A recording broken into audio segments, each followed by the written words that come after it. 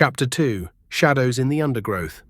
The woods felt wrong, not just quiet, hushed, like something heavy pressed against the trees, flattening sound, smothering the wind. Shadows stretched long across the leaf-littered floor as the sun sagged low behind the hills. The light here didn't fade so much as bleed out, slow and reluctant. Ellie crouched beside a gouge in the dirt, her hand resting just above the disturbed soil. A print. Deep, heavy tread. A scuff to the left where someone slipped. "Still moving fast," she murmured. Her voice barely rose above the rustle of the forest. Oakley stood behind her, scanning the tree line with his hand on the hilt of his blade. His armor was already dusted with grit, damp with sweat. A sheen of dirt clung to his jaw. The edge in his stance hadn't softened since they left Mickey's last known point. He hadn't spoken much since either. "How many?" he asked. Ellie rose, brushing her hand on her thigh. 7. Maybe 8. Raiders. Same pattern as before. Oakley didn't respond, just nodded once and started moving. They followed in silence. No birdsong now, just the sound of boots in soil and breath in lungs. This forest had seen death. You could feel it. Trees thick as towers loomed overhead, bark carved with age and black scars. Roots twisted like grasping fingers across the trail. Here and there, something glinted in the underbrush. A shattered visor, the hilt of a buried blade, rusted metal long forgotten. The raiders had left a trail, but not a careless one. These were men who moved like ghosts, who knew how to disappear when they wanted. But they weren't hiding. They were chasing something. Heading toward Ryder. Ellie spotted a torn strip of cloth tangled in thorns, dried blood dark at the edges. She didn't mention it, just pushed forward. By the time the light began to die completely, the forest had turned hostile. Cold crept in. Mist curled between the trees like smoke from unseen fires. The shadows thickened until they felt alive. "We need to stop," Oakley said finally. His voice was low, cautious. Ellie scanned the gloom, jaw tight. "Not here." They pressed on another half-mile before finding it, what was left of an old ranger's shelter, half buried in the rise of a hill. The roof sagged under rot, moss clung to the walls, the door was gone but inside was dry and hidden. It would have to do. The floor was damp and uneven. A broken cot leaned against one wall, black with mildew. Rodent bones littered the corners, cracked and hollow. Ellie slid her pack down and knelt near the back, listening. Oakley took first watch, leaning in the doorway like a gargoyle. Sword across his knees. The moon hadn't risen yet, but the stars blinked through the treetops, pale and uncertain. Time dragged. Then came the scream. Not a woman's, not a man's, something else, thin and sharp and full of wrongness, like something being pulled inside out. Oakley tensed, didn't speak. Another scream, closer, wet, choked off. Then came the sound of them. Howls, dozens. Some high, others deep, all echoing like they were coming through water. Branches cracked in the distance, leaves shuddered in waves. Something big moved through the dark, circling. Ellie's breath caught. She crept to the doorway beside Oakley and stared into the black. Nothing moved, but the sound hadn't stopped. Roars, shrieks, the dull thud of something heavy hitting flesh. A low, gurgling laugh drifted through the trees. It wasn't human. Far off, firelight flickered for a second, then vanished. The raiders weren't hunting anymore. They were being hunted. Oakley didn't say a word, neither did Ellie. There was nothing to say. Not tonight. The morning dragged itself over the trees like a dying breath. Mist clung low to the ground, thick and reluctant to lift, as if mourning what the night had taken. Ellie moved like a shadow through it, crouched and slow, her spear gliding along the undergrowth. Oakley followed several paces back, eyes scanning the fog like a wolf waiting for movement. No birds sang. The forest held its breath. They'd picked up the raiders' trail just after dawn, disturbed moss, a broken length of branch, a torn scrap of cloth that fluttered like a warning flag. It was subtle, but enough. Ellie's instincts, sharpened by years of watching death creep in from the dark, told her they weren't far behind.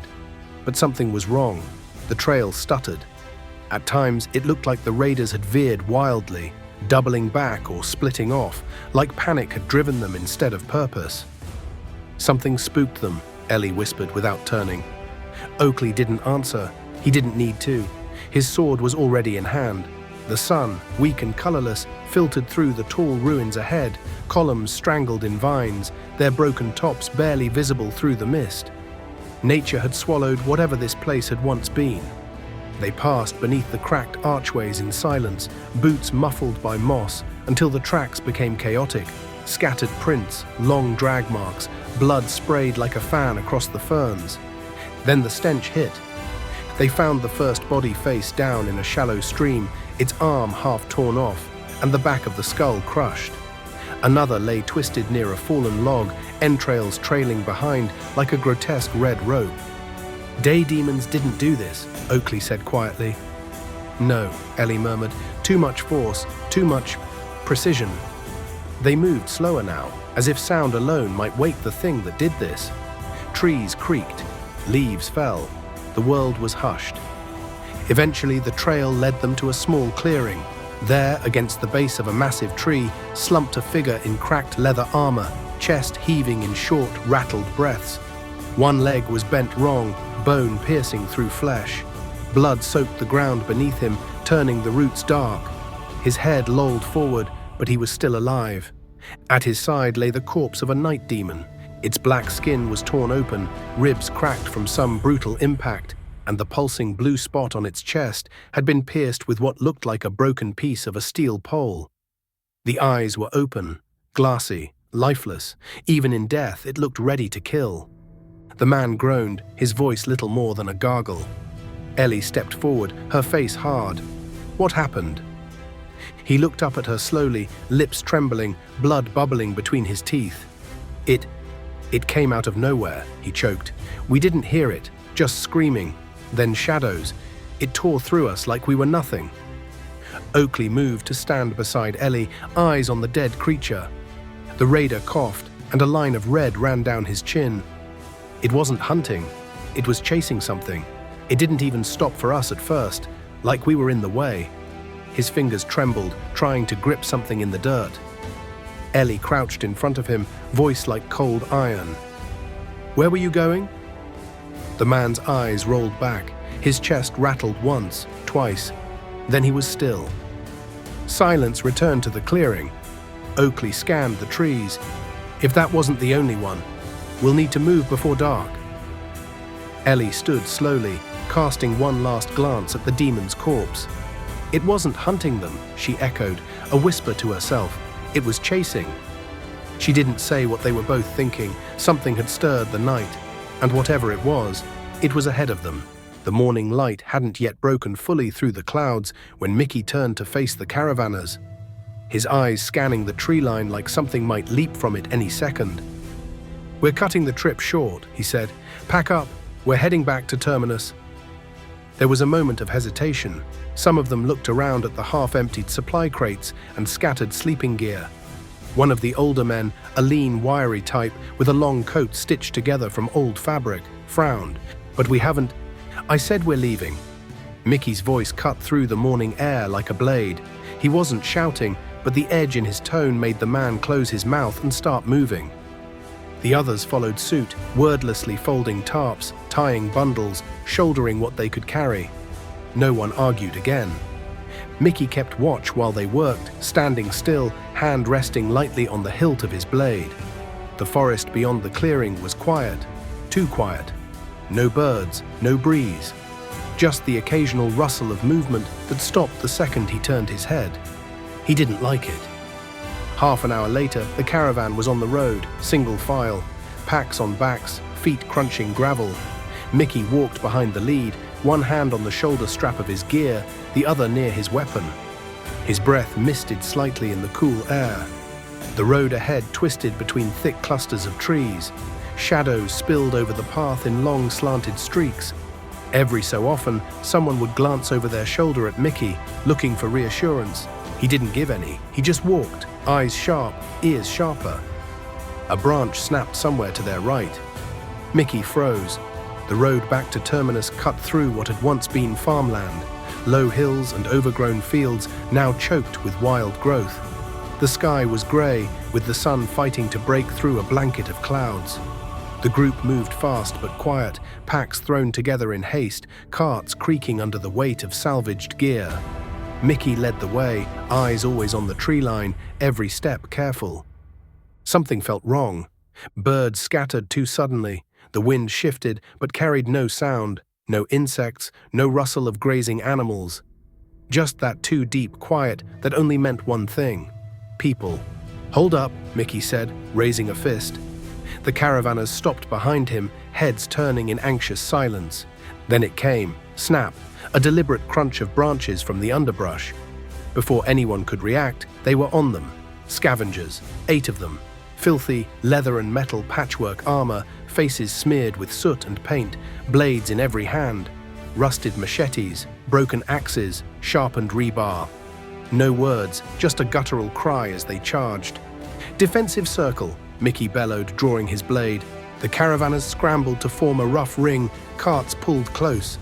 A few of them had spears or long knives, tools more than weapons, but they held them with desperate resolve.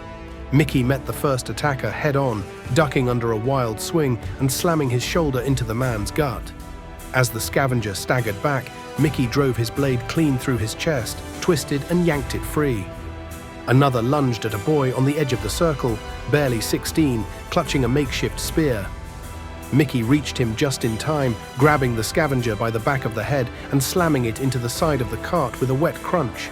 The body slid down, twitching. Steel clashed against wood, grunts and cries filled the air. One of the caravan women, grey-haired but still fast, jammed a kitchen blade into a raider's thigh and brought him down screaming. Mickey's arms were streaked with blood, some his, most not, but he didn't stop moving. Every swing of his blade was purposeful, brutal. Another attacker went down with a gurgling noise as Mickey drove the point of his weapon beneath his jaw. The rest broke. Cowards at heart, scavengers didn't fight to the death unless cornered. The 3 that remained bolted back into the woods. Mickey didn't pursue. He stood in the mud, chest heaving, blood dripping from his forearms. Around him, the survivors checked wounds, caught breath, wiped blades. A young woman cradled a man's arm, split open from wrist to elbow. Another had a deep cut across the ribs, but was still standing. Mickey moved to the worst of them, a quiet older man with a broken knee and a split scalp. He crouched, inspected the wound, tore off a strip from his own sleeve to bind it. "We can't take another hit like that," one of the caravanners muttered. "We won't," Mickey said. They made the rest of the journey without speaking. Every step felt slower now, but when the shimmer of Terminus finally rose above the trees, a faint blue dome behind the wind towers, they all seemed to stand a little taller. Guards opened the gates. No questions, no time. Mickey got them inside, handed them off to waiting hands, and started walking again before anyone could stop him. "Mickey," a voice called out, "you need rest." He didn't turn back, just secured the last strap of his gear and headed for the western gate. "Need to catch up with Ellie and Oakley," he muttered. The clang of iron on iron rang through the narrow streets, cutting the morning haze like a blade through old cloth. Stillwater was already stirring, vendors dragging salvaged carts into place, old-world wheels creaking over cracked stone. Children darted between piles of rusted scrap and makeshift stalls, laughter rising in short bursts before being drowned by the calls of traders barking prices and lies. The buildings were a patchwork of ruin and resolve. Scavenged sheet metal, warped solar panels, broken bricks, and plastic siding welded together by survival. Ryder moved through it all like a shadow. Cloak draped loose over his shoulders, silver-bladed weapon strapped tight across his back, eyes sharp and restless. Every movement he saw, every noise he didn't expect, set something in him on edge. Beside him, the engineer limped along awkwardly, still favoring the ankle he'd twisted while fleeing that nest collapse days ago. He gripped a cloth-wrapped bundle tight to his chest. Notes, maybe, or just something to hold on to. "You're quiet this morning," the engineer ventured. His tone was casual, but his eyes flicked up to Ryder, uneasy. "Didn't sleep?" Ryder's jaw worked for a second. Then, "I slept." The engineer waited, sensing more. Ryder didn't give it to him. Instead, Ryder's gaze swept a rooftop. Just pigeons. Feathers ruffled in the breeze. He didn't stop scanning. "Something watched us last night," Ryder said finally, voice like dry stone. The engineer's smile faltered. "Nothing can get in, you know that. The force field dash. "I know," Ryder cut him off, not loud but hard. "Doesn't change the fact that something was there, close, watching, and it didn't feel like anything I've known before." The engineer fell silent. They turned into a side street, and the forge's heat greeted them before they even saw it. Charcoal smoke and hot iron biting the air. At the far end, beneath a curved metal awning supported by old-world I-beams, the blacksmith's workshop crouched like a beast at rest. Firelight flickered behind mesh-covered windows, glowing like eyes. The blacksmith herself stood at the anvil, hammering with a rhythm that had nothing graceful in it. Just power, precision. She wasn't as tall as Ryder, but her frame was thick with labor, shoulders built from years of swinging weight. Her apron was patch-stitched from thick day demon hide, charred and stretched to a deep black brown. Burns climbed up her forearms like tattoos. She looked up as they approached, squinted, spat in the ash near her feet.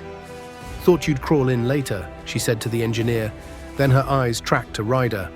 "Didn't say you were bringing a ghost." "Spears ready?" the engineer asked, ignoring the jab. "In the rack." She jerked her chin toward the wall, reweighted the shaft, silvered the tip. "That thing'll hum when it bites." The engineer moved to collect it, but Ryder lingered near the doorway. His eyes didn't stop moving. "You smell it?" he said quietly.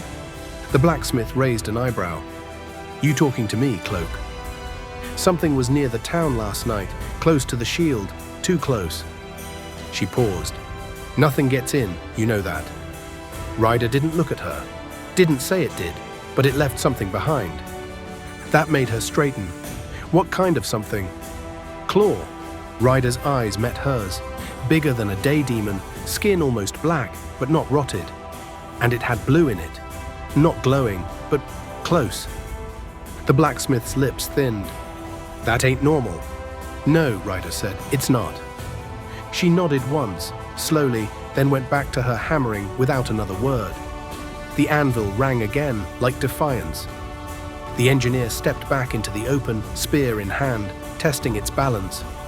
He looked pleased, then saw Ryder's face and sobered. "You think it's a mutation?" "Maybe," Ryder said, "or a message." Behind them, outside the forge, the town went on. Laughter, footsteps, a cough. The force field buzzed faintly above, like the hum of distant insects, comforting and ancient. A child passed with a toy, a wooden horse, missing its legs. Ryder watched him go, then froze, just for a moment. There, beyond the child, someone watching him from the end of the street. A tall figure, cloaked, no features, no movement. Then gone. Ryder's hand moved to his blade. "Let's move," he said to the engineer, voice tight now. The engineer didn't argue. They walked on, backs to the forge, into the market's mess of bodies and barter. And behind them, at the edge of the force field, something that didn't belong to the world of men stood just beyond the shimmer, watching. And smiling. The gate groaned shut behind them, thick metal dragging across warped rails, then clanging home with finality. A sound that marked the edge of safety, of civilization, of stillness. Ryder didn't look back. He adjusted the strap across his chest, the weight of the sword on his back shifting slightly as he moved. His pace was steady, purposeful, like he'd made this kind of walk too many times to count. Beside him, Callan stepped out more hesitantly, casting one glance over his shoulder towards Stillwater's walls before committing to the path ahead. Fog clung low and heavy across the ruined road, moving slow across the broken tarmac like spilled breath. The morning was silent, no bird calls, no wind in the trees, just the crunch of boots on old concrete and the whisper of mist curling around their legs. The sky above was pale, the sun lost somewhere behind a thick curtain of cloud. The light it gave off was cold, grey. Shadows were soft and shifting, lost in the haze. On either side of the road, the land sloped unevenly. Long dead vehicles rotted in skeletal heaps where they'd once broken down generations ago. Vines curled through windows. Rust bled down their frames like old wounds. Here and there, nature had reclaimed patches of the old world, saplings growing out of cracked bonnets, moss thick over twisted doors. The further they walked, the more the silence deepened. Stillwater's hum faded behind them. Even the faint sense of the town, the life, the warmth, seemed to vanish with the mist. Out here, there was nothing but damp air and the unseen weight of eyes in the trees. Ryder didn't speak. Callan didn't ask questions. Their footsteps fell in rhythm, boots tapping lightly on fractured ground, the fog dulling the sound. Every so often, Callan would shift his grip on the spear, nerves twitching in his fingers. Ryder's hand stayed loose at his side, not on the blade, but near enough.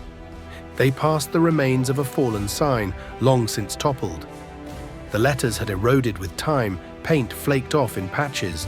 Only two were still visible, O and D. The rest had become part of the landscape, meaningless, silent. The trees grew denser ahead. Not forest, but enough to block clean lines of sight. Fog gathered thicker here, rising to knee-height and blurring the road's edges. The air grew cooler, damper. Breathing in tasted like dew and iron. Ryder slowed. Not a full stop, just a change, a tension. Callan noticed and mirrored him, steps quieting. Something was wrong. There was no sound, not even distant wildlife. No birds, no rustle of branches. The world was a painted still life.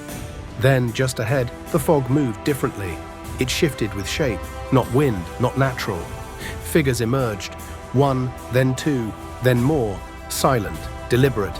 They came from the edges, stepping through the haze like wraiths. Worn armor, patchworked leather and metal, some bearing symbols scrawled in faded red or burned into shoulder plates. Faces were painted or scarred, but not hidden. They weren't cloaked. They weren't trying to sneak. They were already here, already surrounding. Callan's breath hitched. No one spoke.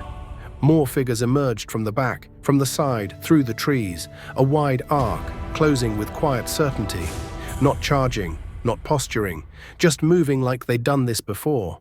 Like this was the point in the hunt where the prey realizes too late. Ryder stopped walking. The fog thickened between him and the figures ahead, but the shape of them remained. Callan moved just slightly, falling in close beside him, his fingers flexed on the shaft of the spear. Ryder didn't touch his blade, not yet, but he didn't need to. He stood like a man who could. The world narrowed to this circle, to this stretch of misted road, to the presence of bodies closing in, quiet as shadows. Above them, a crow cried once, sharp and short, then went silent again. The fog swirled, boots scraped, and the last gap in the ring closed. Ryder's eyes flicked between the faces, measuring, reading. Callan didn't move, didn't speak. And then, stillness, thick as the fog. The scene held there, like a breath not yet exhaled, suspended in the pale light, surrounded. Mickey didn't hesitate. The force field gate at Terminus buzzed shut behind him, sealing off the only pocket of safety for miles. The caravan was still preparing to move, but he was already gone. No goodbye, no delay. He moved at a pace just short of a sprint, boots thudding against dry ground, his breathing steady but sharp. Dust rose in swirls behind him, caught in the weak morning light. He gripped the strap across his chest, feeling the comforting weight of the sword sheathed on his back. No spear, no long-range hope, just cold steel and instinct. He was heading east, the direction Ellie and Oakley had gone. They hadn't waited for him. He didn't blame them. The moment Ryder left with the fixer, Callan, Mickey knew something was wrong. The kind of wrong that didn't show itself outright, but lingered under the surface, coiled and ready. Ryder's eyes had said more than his words ever could. And if Ryder was involved, if danger was coming, then Ellie and Oakley weren't going to sit idle. Neither was Mickey.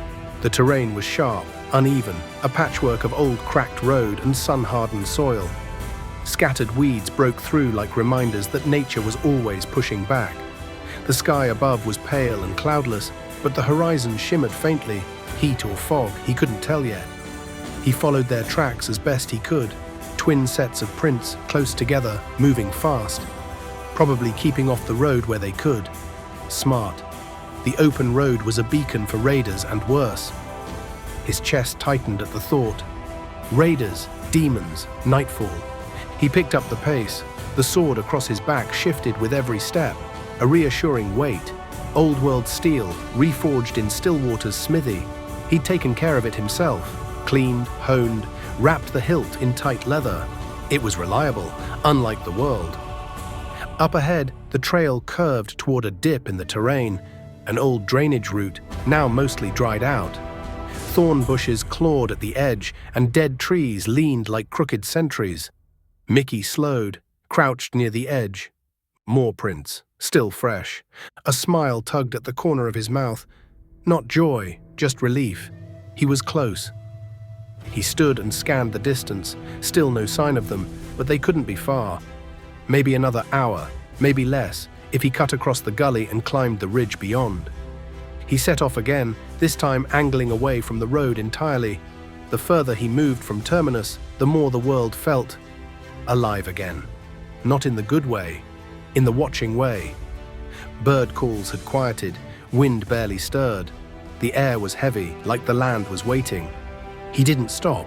He would find Ellie and Oakley. He'd catch up before nightfall. He had to. Because if they were heading into trouble and Ryder was already out there, Mickey wasn't going to be the one left behind again. Mickey's boots pounded the cracked earth as the ruins of Terminus faded behind him. Dust swirled in his wake, kicked up by each hurried step. He didn't look back. He couldn't afford to. The air was dry and sharp, clinging to his throat like rust. Overhead, the sun tried to break through a pale wash of clouds, but it only managed a dull grey light. The world ahead looked endless, wide stretches of scrub and broken road, with crumbling overpasses leaning like skeletons of a forgotten age. The kind of place demons crept through when no one watched. He ran with his sword strapped tight across his back, angled slightly for a clean draw. The weight of it was familiar, grounding. More than once, his hand drifted to the hilt out of instinct, knuckles pale with tension. He wasn't expecting trouble, but he knew better than to pretend it wasn't out there. The caravan hadn't noticed him leave. At least he didn't think they had. He'd moved fast, grabbed his gear, left a short note scrawled in grease pencil on the back of a ration tin. Had to go. Watch the skies. He didn't know if they'd understand what it meant. He cared more about catching up. Ellie and Oakley had a head start, but not much of one. If he was right, and he usually was when it came to reading their movements, they'd have followed the ridgeline south, avoiding the open plains where nests sometimes formed. That meant narrow paths, dried creek beds, and the occasional collapsed overpass they'd have to cross carefully. He kept his pace steady but hard, pushing his body like he had when he trained. Back when training meant something, when survival wasn't the curriculum. Muscles burned, lungs pulled tight, but he didn't stop. Every once in a while, he spotted tracks, boot prints, drag marks, a scrap of torn cloth caught on rusted wire. He knew them well enough to recognize Oakley's stride. It made his jaw tighten, but not from worry, from relief. He was on the right trail. Then came the signs he didn't like. More prints, heavier, cruder, spread wide like someone was flanking. Raiders. He crouched by a mark in the dirt, brushing it lightly with his fingers. Recently made, deeper than Ellie's or Oakley's, someone carrying gear, maybe armor. Probably 6 or more of them, moving fast, but not like they were running, like they were hunting. His stomach sank. He picked up his pace. Hours passed like smoke. Shadows shifted. The wind started to pick up, thin and cold, tugging at the edges of his jacket and sweeping grit into his eyes. He squinted against it, face set, determination coiled in every step. Then he heard it, not loud, but clear enough. Movement. Just over the rise, past the old vehicle shell rusting into the hillside, he saw them. Ellie, Oakley. They were crouched near a slope, eyes fixed on something he couldn't yet see. Neither of them noticed him approach, not until a rock shifted beneath his boot. Ellie spun first, spear halfway raised before she registered him. "Mickey," she hissed. "What the hell?" "Quiet," he said, breath sharp but steady. "I caught up." Oakley gave him a nod, half surprise, half approval. "I tracked you. Mickey added, kneeling beside them, sword ready. But I think someone else did too. Oakley didn't speak, just pointed down the hill, and there, in the haze of distant fog, barely visible, figures, 6, maybe more, raiders, stalking shadows through the dying light, and Ryder, Callan, somewhere out there. Mickey's grip tightened on his sword. Whatever came next, they were in it now. Mickey moved low, one hand on the hilt of his sword, the other steadying his weight as he crept beside a half-toppled tree trunk. Oakley was already ahead, crouched near a collapsed guardrail, his fingers signaling a halt. Ellie flanked left, boots soft in the wet dirt, spear held ready but low. The fog worked in their favor, for now. They'd been following the raiders for nearly an hour, keeping just far enough behind to avoid detection, but close enough not to lose them. The 6 figures ahead moved confidently through the mist, too confidently. That's what worried Oakley. "Don't like this," he whispered, breath steaming in the cold air. "They're not hunting. They're herding." "Herding what?" Mickey murmured, eyes narrowing. Oakley didn't answer. The terrain dipped, old concrete fractured into patches of earth and overgrowth. The world felt damp, quiet, dead almost, except for the occasional rustle ahead. Raiders moving, fast, intent. "They're leading us somewhere," Ellie said, "or someone else." Mickey adjusted his grip on the sword. "Then we see who." They moved again, slower this time, careful. Fog billowed in swirls as their steps disturbed it, ghostly shapes bleeding into and out of view. Old road signs leaned uselessly in the brush. A rusted-out car sat on its side like a broken shell. The raiders ahead finally stopped. Mickey, Oakley, and Ellie ducked into cover, behind stone, shrub, an old road barrier long since consumed by moss and time. From there they could see it, a clearing in the mist, wide and broken, silent. The raiders spread out, 6 shadows stretching into a half circle, weapons drawn, positions locked. And there, at the center of the mist, stood Ryder and Callan. Ryder hadn't drawn yet, but his body was coiled like a wire pulled taut. Callan was close behind him, tense but alive. The trap had already been sprung. Mickey's jaw clenched. Shit. Ellie's hand touched his shoulder, calming but firm. "We're too far to help. Not yet." Oakley's eyes didn't leave the circle. "We watch, we wait, we move when it breaks." The fog held like a veil, the world on the edge of motion, but it wouldn't hold for long. The fog hugged the earth like a shroud, turning every jagged stump and half-buried ruin into a lurking shape. Mickey kept close to the ground, every movement deliberate. Mud clung to his boots and knees, and the dampness soaked into his sleeves, though his arms, now bare from shoulder to wrist, flexed with tension and readiness. His hand never left the hilt of his sword. Ahead, Oakley pressed a hand to the wet dirt and motioned them down with a sharp jerk of his chin. They sank into silence behind a tangle of vines and shattered concrete. Beyond, the terrain dipped into what had once been a rest-stop parking lot, now swallowed by nature and ruin. Weeds pushed through cracks, and twisted metal signs stood like rusted tombstones. Shapes moved at the far end. Ellie squinted through the mist. "There," she whispered. Mickey followed her gaze. 6 raiders formed a loose semicircle. Their armor was mismatched, their gear worn, stained, and brutal. They weren't posturing. This was methodical, practiced. Their weapons hung low but ready. At their center stood a figure, tall and broad, with a wolfskin cloak thrown over his shoulders. His beard was braided, silver and dark, and a curved blade rested across his back. The leader, and facing him, alone, back straight, sword still sheathed, was Ryder. Mickey's stomach turned cold. The sight of Ryder standing like that, silent and unflinching, while surrounded, it wasn't right. It felt like a setup.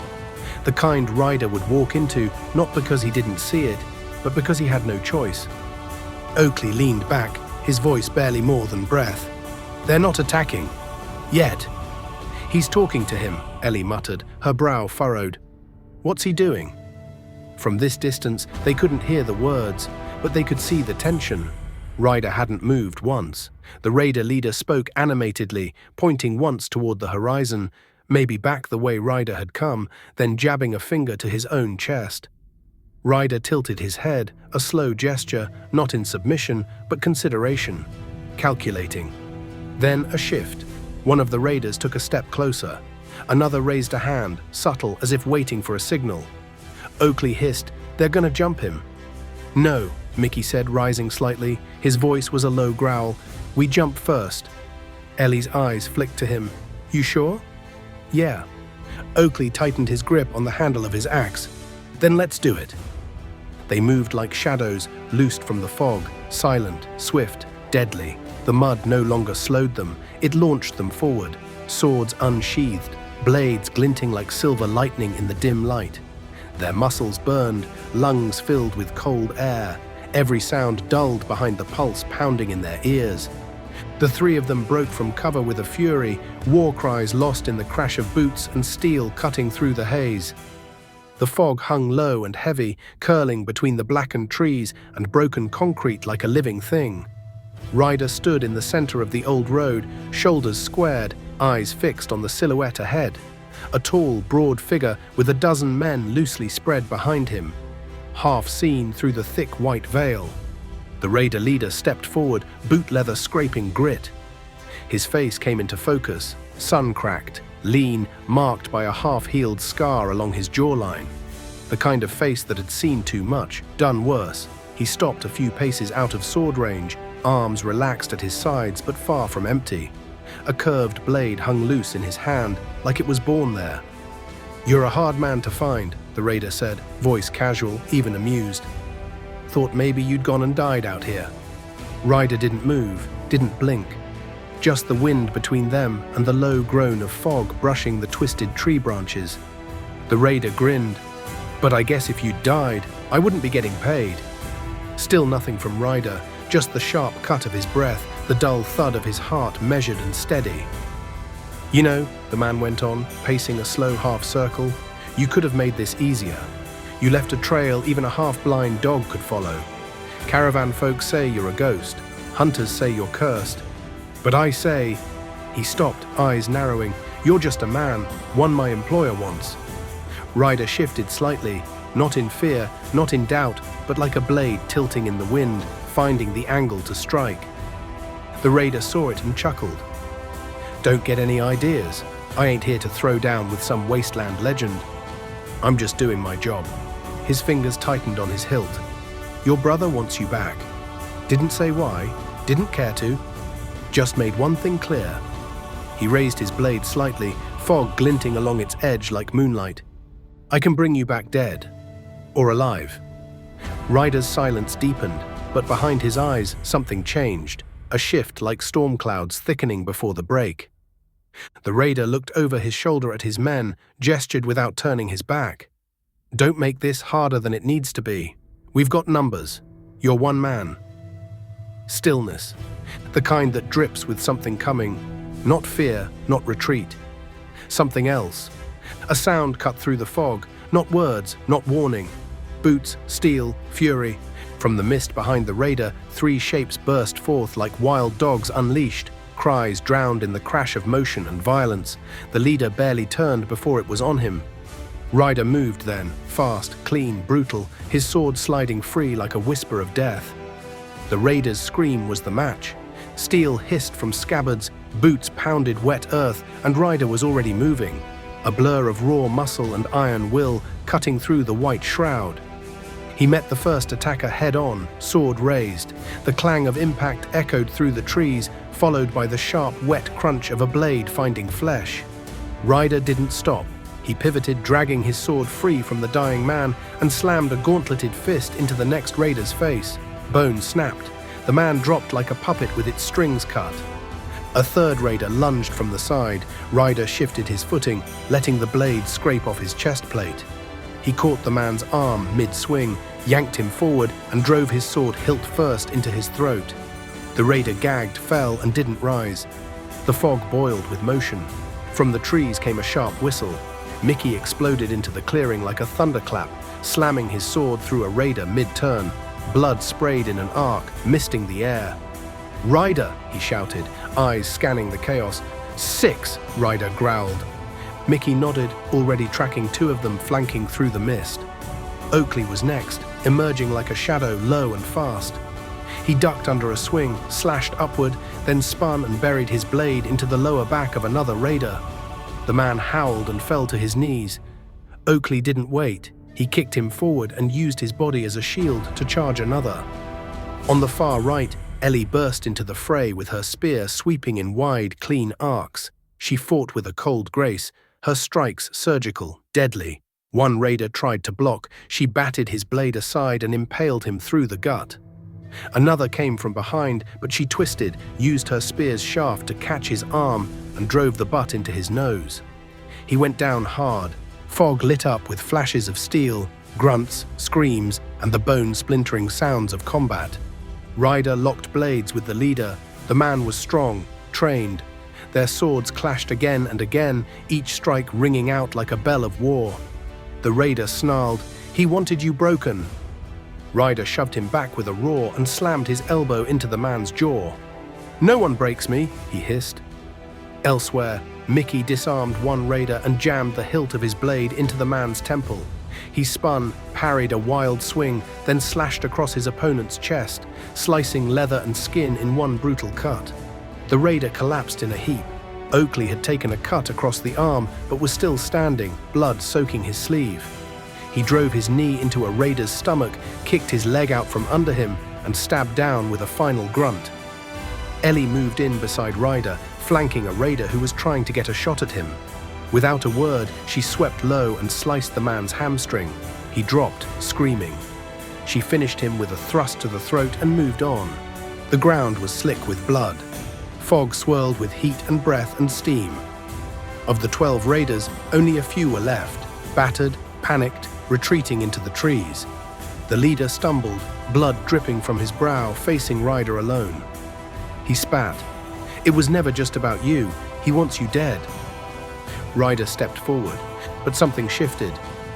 The fog behind the raider thickened and moved. The leader blinked. "What?" A clawed hand, impossibly large, black and glistening with moisture, reached from the white and seized him by the waist. It lifted him off the ground like a rag doll. Everyone froze. Even the dying raiders turned, wide-eyed. "No!" The leader screamed as the claw jerked back, dragging him into the fog. His boots kicked once, twice, then vanished. Silence, then a single distant scream, and then nothing. They all moved together, back to back, looking into the fog, weapons ready. But nothing. Ryder speaks, "Let's head back to Springwater and keep your eyes on the fog and stay aware."